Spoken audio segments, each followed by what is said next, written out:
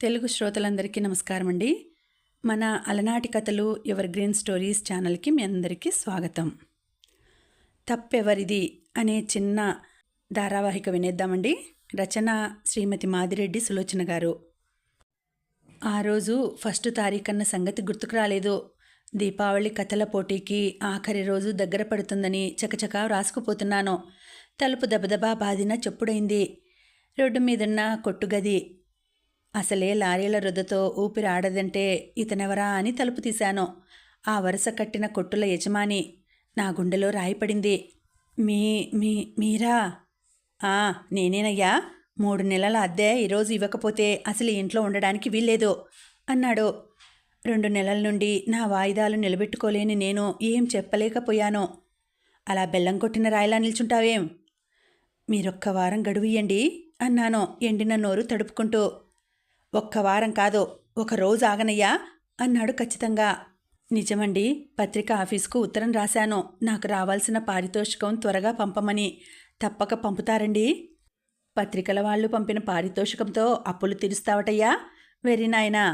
గారపళ్ళు బయటపడేలా నవ్వాడు. ఈ రాతల కంటే హాయిగా కోమటి కొట్లో పద్దులు రాయవయ్యా, బాగుపడతావు. అయ్యా పద్దులు రాసే పని ఇప్పించండి, పుణ్యం ఉంటుంది అన్నాను. బావుందయ్యా, తాటికాయలు తెచ్చాను అంటే తలకేసి కొట్టుకో అన్నట్ట నీలాంటివాడు అని కోపంగా లేచాడు. ఇదే ఆఖరు వాయిదా ఇక. మళ్ళీ వాయిదా అంటే సామాన్లు బయట వేయండి అన్నాను. అప్పటిక ఆపద తప్పినందుకు సంబరపడుతూ. అతను గొడుగు గట్టిగా పట్టుకొని వెళ్ళిపోయాడు. ఈసారి తప్పక పత్రికాధిపతుల నుండి జవాబు రావాలి. గట్టిగా రాశాను. BA పాస్ అయ్యి ఇంట్లో ఎత్తిపొడుపులు భరించలేక ఇల్లు వదిలి సంవత్సరం అయింది. వాంటెడ్ కాలమ్స్ చూడటం, ఏదో రాసి పత్రికలకు పంపడం అలవాటైపోయింది. ఏ ఆఫీస్కు వెళ్ళినా రికమెండేషన్లనే కావాలంటారు. కొన్నాళ్ళు ఫ్రెండ్స్ ఇళ్ళ అరుగుల మీద గడిపాను. 1-2 కథలు అచ్చైనాక ధైర్యంగా గది తీసుకున్నాను. రాత్రిపూట రైల్వే స్టేషన్లో సామాన్లు మోస్తూ కాగితాలు కొంటున్నాను. హోటల్ ప్రొపరేటర్ సుబ్బయ్యకు ఇంగ్లీష్ నేర్పినందుకు 1 పూట తిండి దొరుకుతుంది. నాలాంటి పట్టభద్రులు దేశంలో కోకొల్లలు. మళ్ళీ వచ్చి పెన్ను పట్టుకున్నాను. తలుపు చప్పుడైంది.